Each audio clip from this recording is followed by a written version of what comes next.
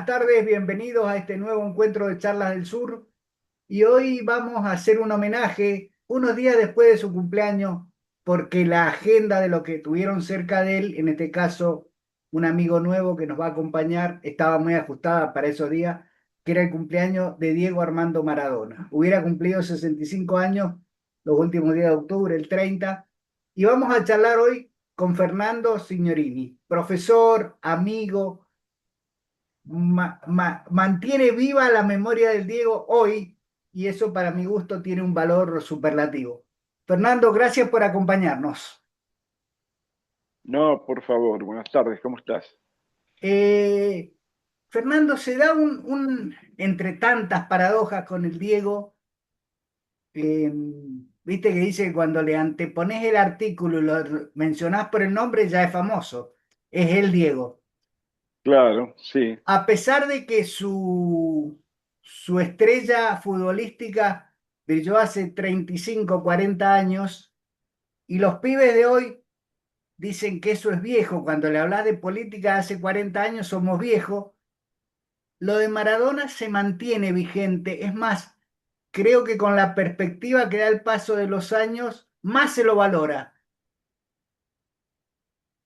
sí, no, además hay que decir que los chicos que son tan jóvenes hoy también van a ser viejos y van a venir nuevas generaciones y va a seguir la rueda de la historia y el sol de Diego va a seguir brillando por siempre, porque si todavía hablamos de Platón, de Ulises, de Aristóteles, no había en ese entonces, hace 2500 años, ni radio, ni televisión, ni redes, ni diario, y llegaron hasta nosotros, imaginémonos hasta cuándo va a llegar la saga de vida de Diego, va a ser hasta el último sol, seguramente, ¿no? Pero también nosotros fuimos pibes y también nosotros dejábamos de lado un poco, es como que despreciábamos lo muy viejo porque éramos actuales. Yo creo que es una costumbre de la sociedad, sobre todo de la sociedad occidental, ¿no? En Oriente, bueno, en el mismo Egipto y en Grecia, por el contrario, y eso viene del fondo de los tiempos, se sabe que cuanto uno más años tiene, a pacto de que tenga interés por mejorar, por cultivarse, es mucho mejor cada año que pasa, ¿no? Eso es como los vinos. Exacto, exacto. Fernando, para todos vos sos el profe, signorini. Eh, ¿Por qué trascendió? ¿Por qué llegó? Diego, empecemos por el principio. Un pibe muy competitivo, muy serio a la hora de jugar y jugar para ganar, ¿no? Sí, claro, porque él desde siempre había perdido, ¿no? Había perdido también por la perversidad del sistema, por la posibilidad de crecer en un ambiente completamente distinto, con otras posibilidades, ¿no? Pero esa perversidad todavía existe porque en Argentina hay 5.500 barrios para una población de casi 6 millones de habitantes, que con esto de la meritocracia seguramente no tiene nada que ver, porque es mentira eso de que si uno quiere, puede. No, no, no, no. Si uno quiere, en general, no puede. Pueden los que el sistema de alguna manera los premia por pertenecer a una clase superior desde el punto de vista del tener, no del ser, ¿eh? Porque de esos barrios tan opulentos, extrañamente, no es que salen tantos poetas, tantos artistas que te hacen emocionar, tantos futbolistas en ese caso, no, no, salen de los barrios populares. ¿No? Lo mejor que nos puede dar en ese sentido la vida está conectado a una manera de ser profundamente humanista, sensible, hacia todo aquello que tiene que ver con la vida, ¿no? Fernando, de chiquito era contestador, de chiquito trataba de ser justo, de equilibrar lo que la vida no le había dado y usar a más no poder lo que sí le había dado el genio del fútbol. Eh, Siempre se rebeló contra esto que definías en los barrios, la periferia, el barro. Siempre se rebeló desde muy chico, ¿no? Sí, sí, extrañamente. Es un caso bastante curioso. Mira, De hecho, el 6, 7 y 8 pasado de este mes de noviembre se realizaron en la UBA 3 jornadas Sí, sí, sí. en homenaje y en recuerdo a Diego. Un saludito a Hubo, Bruno Napoli, que gracias a él estoy charlando contigo. bueno, hubo 250 expositores, entre ellos Bruno Napoli, que es un excelente historiador, pero hubo filósofos, hubo antropólogos, hubo sociólogos, gente de la política, gente del deporte, gente del arte, y en lo que todo el mundo coincidía es que Diego fue un chico o un ser inabarcable. No se puede, desde todo punto de vista se lo puede analizar, no olvides que él salió de donde salió, pero llegó a convertirse, está bien, gracias a su genio, a su arte para jugar al fútbol, pero también por eso, por ser un fenómeno que también tuvo mucho que ver con lo social y lo político, y por eso mismo es difícil de explicarlo, no salvo que uno sea muy vanidoso y bastante estúpido, no se puede explicar, o se lo quiere o se lo odia, pero nunca, nunca va a ser intrascendente, nunca se lo va a dejar de lado porque él no era gris, era blanco o era negro, ¿no? Claro, pero citas una serie de ejemplos, Fernando, y futbolistas, grandes futbolistas, la Argentina ha dado muchos, pero en el caso del Diego ocurre que aún en las cosas mundanas, yo no soy quien para decir que se equivocó, ni es mi idea abarcar ese tema, pero ¿por qué trascendió? Fíjate, vos estás diciendo que intelectuales, académicos no logran encasillar por qué. Primero porque fue un coherente que nunca se cambió de vereda, siempre fue contestatario y se rebeló frente al poder constituido. Sin ninguna duda, él tenía muy claro su lugar de pertenencia, él tenía también muy claro que en el momento en que él estaba en Fiorito no solamente lo ignoraban, sino que lo despreciaban.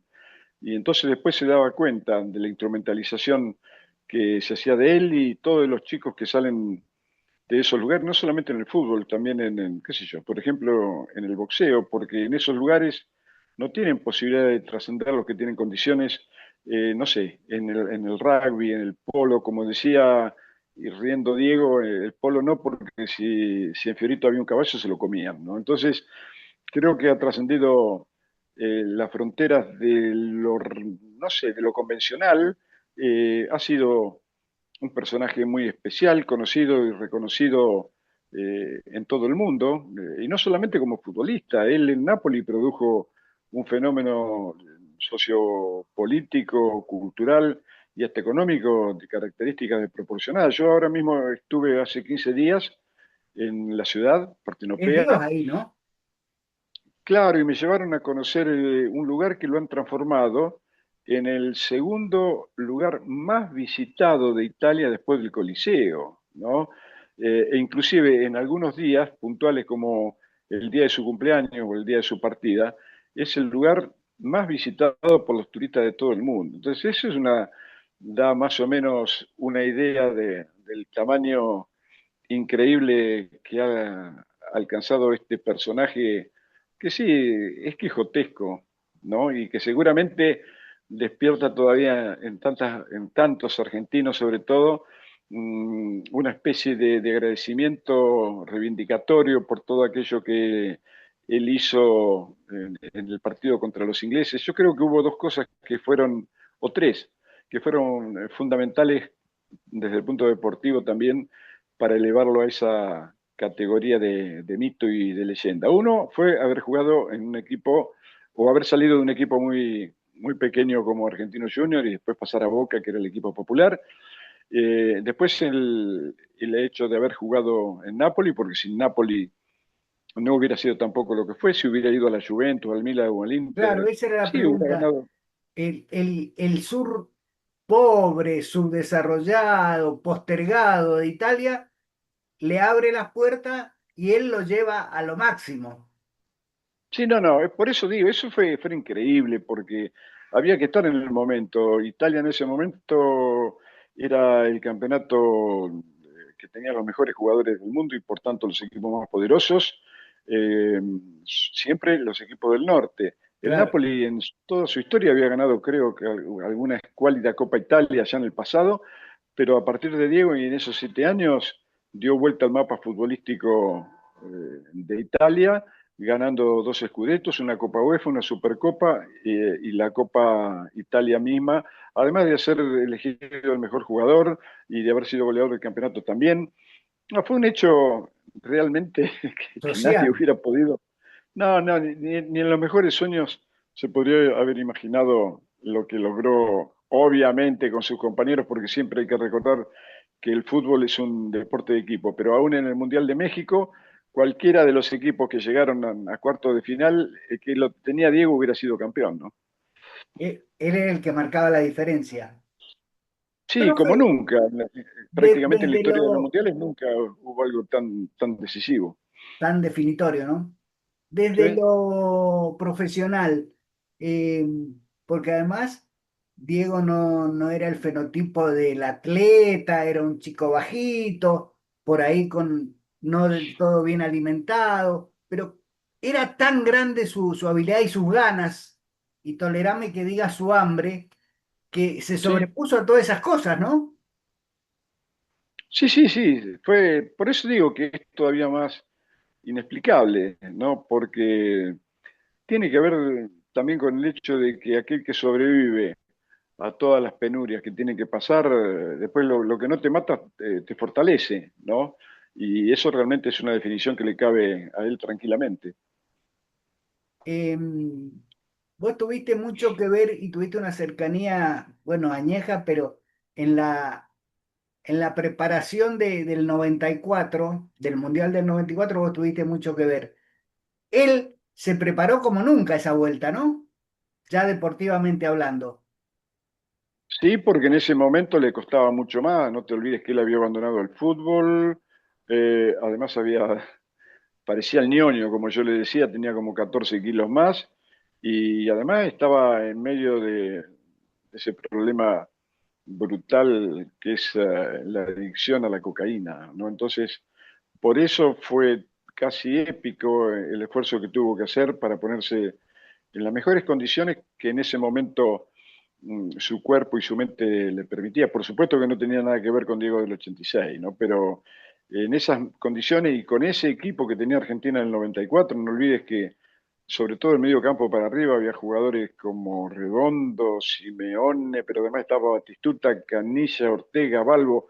Era un equipo realmente poderoso, ¿no? Y lo que Venía se de hizo ganar con dos él, Copa América. exacto, sí, sí, sí, sí, sí. Pero el poder ya estaba bien preparado Ahí te para. quería llevar. Esto fue una trapisonda del poder, porque además él era contestatario de la FIFA, de la dirigencia, quería ser el gremio. Esto fue Pero una ¿cómo no va a venganza ser del poder. cómo no iba a ser contestatario si estos tipos que nunca jugaron prácticamente al fútbol, sino que están en el fútbol para aprovechar los pingües beneficios que eso le proporciona y además favorecer la imagen? Porque, por ejemplo, acá en Argentina hubo un caso, ¿cómo hubiera hecho un tal Mauricio Macri para ser presidente si no hubiera sido presidente de Boca utilizando la imagen que un equipo le daba? Lo mismo que hizo Berlusconi en Italia. Él todo eso lo sabía, lo detectaba porque tenía una inteligencia más ligado al instinto animal que al ser racional, era muy intuitivo, te das cuenta de esos pibes atorrantes, pícaros, vagos, como son muchos de los que salen de esos lugares, pero este como ninguno, bueno, decidió no agachar la cabeza, no ser oveja del rebaño y rebelarse contra las injusticias que el poder ejercía sobre ellos, ¿no? Esto le salió caro, desgraciadamente, ¿no? El 94 fue toda una tramoya, digámoslo así, para ser generoso. Sí, sí, sí, fue una clara instrumentalización. Ya le había pasado en Nápoles también, cuando todo el mundo sabía, los organismos del fútbol sabían de su problema de adicción y en vez de ayudarlo, no, ¿para qué? Porque el limón tenía jugo, ¿no?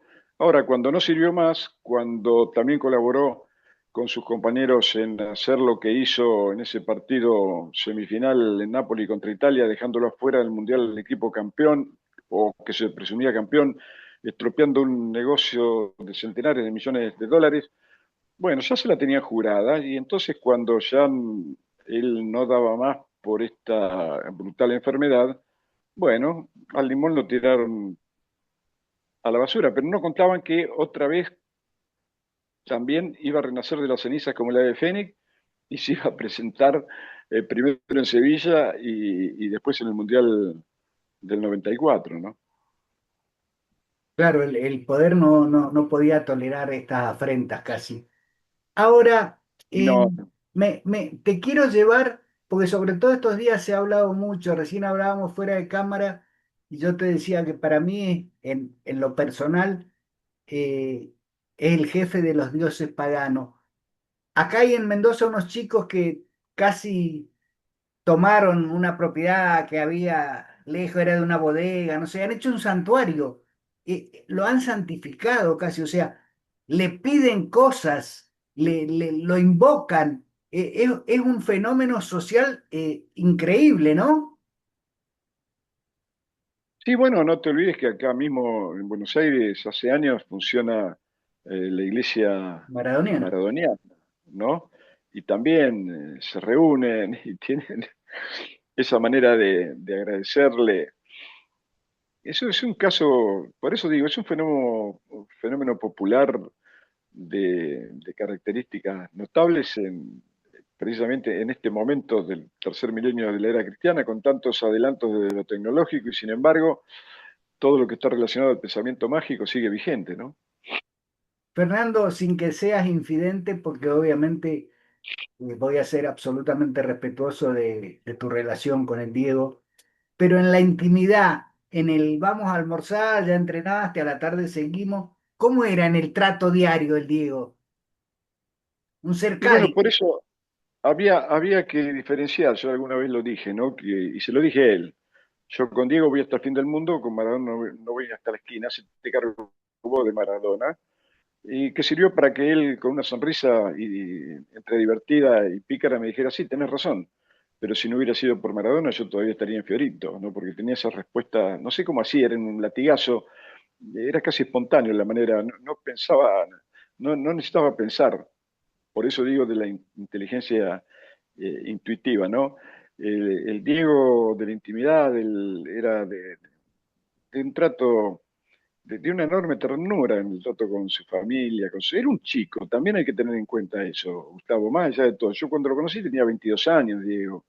Era un nene y sobre él habían caído las expectativas de millones y millones de personas en el mundo. Cuando a esa edad los chicos realmente todavía ni siquiera han empezado a tomar o a hacerse cargo de las responsabilidades de la vida. En general, hay otros que sí, sobre todo los de los barrios más carenciados, ¿no? Pero, y él era uno de ellos. Ahora, le cayó también el lujo, le cayeron todas las maravillas que tenían que ver con un sentido dionisíaco de la vida, y él no se iba a privar casi de nada, ¿no? En tanto y en cuanto el cuerpo le pudiera responder para hacer cierto eso de que quería cambiarle su propio destino y el destino de su familia, que habían padecido tanto. Y en el medio se cruzó esa lesión del 24 de septiembre del 83, cuando Goicoechea lo en el fractura. partido contra el Atlético de Bilbao le partió el tobillo, en una lesión que hizo decir a muchos especialistas que le iba a prohibir volver a las canchas por la gravedad de la misma. Y sin embargo, otra vez, porfiado como era, y ese amor increíble a la pelota y sobre todo a la camiseta argentina también, ¿no? Hizo que volviera, y no solo volviera, sino que a partir de ahí comenzó ya definitivamente la escalada hacia la cima del fútbol mundial, conquistando el Mundial del 86 y el primer scudetto del Napoli al año siguiente, cuando generalmente los jugadores que tienen un muy buen mundial al año siguiente cae en su rendimiento. Y sin embargo, él no solamente no cayó, sino que lo aumentó. Fernando, seguramente esta vocación de lucha contra el poder constituido, contra el establishment, nunca le interesó hacer política desde lo institucional, porque ofertas habrá tenido cientos. No, eso no. Y yo creo que en definitiva hizo bien, ¿no? Porque, ¿sabes? Meterse en el mundo de la política y sobre todo en Argentina después da lugar, acá en política también es como Boca River, de un lado o del otro de la grieta, ¿no? Entonces yo creo que que hizo bien. Su pelea era como un Robin Hood, era una pelea en solitario o como un cosaco cabalgando sobre la estepa con los cabellos al viento, en defensa de todo aquel que él consideraba que era reivindicatorio de una clase social a la que él también había pertenecido, ¿no? Y siempre se da, que creo que vos en tus horas de pensar y de analizar cosas, siempre se da en Diego caídas, y recién lo mencionaste, y resurgir de nuevo como el ave fénix. En varios momentos de su vida vuelve al fútbol, sí, ¿no? Sí, sí, sí, sí, por eso, porque también hay que decir que había sido dotado de un físico privilegiado, ¿no? Ujú. Yo, mirá que he tenido seguramente más de 1000 jugadores, nunca más volví a ver a alguien con esa calidad de fibra muscular que parecían las cuerdas de una guitarra, ¿no? Cuando él relajaba el músculo y lo masajeaban, era como me decía un masajista que tenía en Nápoles, que vino también con nosotros al Mundial del 86, si le metía el dedo arriba del muslo, podía prácticamente traspasarlo, pero cuando él lo ponía duro, era como una piedra, era increíble. Además de la neurocoordinación, un campo visual también exagerado que hizo decir alguna vez al doctor Dalmonte, que fue el que nos ayudó para preparar el Mundial del 86, tu amigo hubiera sido un excepcional piloto de prueba de aviones de guerra, ¿no? Por el increíble campo visual que tenía. Es de ese tipo de jugadores que te hacen decir en la tribuna, ¿qué tiene? ¿Ojos en la nuca? No, obviamente no tenía ojos en la nuca, pero tenía esa capacidad increíble que desmiente el parecer religioso de que Dios hizo todos los hombres iguales. No, no le crean. A esto le tira más levadura que a los normales como yo, ¿no? Muy familiero también, ¿no? Muy Uf, cercano, sí, muy sí. presente. Sí, sobre todo con su mamá y con su papá. Yo creo que también la desaparición de ellos un Fue un poco hizo golpe. como, sé, que él mismo dijera, bueno, ya está, ya no quiero más, porque además lo expresó en la última entrevista que hizo para un canal de deportes acá en Buenos Aires. No saben lo que daría por ver aparecer a mi viejo por esa puerta, ¿no? Sí, creo que esa fue una pérdida de la que no se pudo emocionalmente recuperar. Em, También con sus hijas, ¿no? Obviamente. Sí, no, no, y sus amigos también, y sus hermanos, pero fundamentalmente con sus padres, ¿no? Y otra virtud que surge claramente porque uno escucha anécdotas, el Kili González le tiró la llave de un Mercedes-Benz, llévatelo. Un tipo muy generoso, muy dado, ¿no? Sí, hasta, bueno, mira, hay imágenes en YouTube de un partido que jugó en una localidad cercana a Nápoles, a Cherra, para Para ayudar a un niño. partido, sí, pero en una cancha que estaba imposible del barrio, del agua que había, arriesgando el cuerpo, arriesgando una lesión, porque además jugaba contra otros que no eran tan buenos jugadores, que son los más peligrosos, ¿no? Porque a lo mejor no ponen la pierna del tiempo. Arriesgó todo simplemente para ayudar a este chico que no sé qué tipo de operación merecía, aún en contra, al parecer, del presidente del Napoli, que no quería. De hecho, no lo autorizó y él fue igual, ¿no? Bueno, ese era un detalle, que lo autorizaron, no era problema del presidente.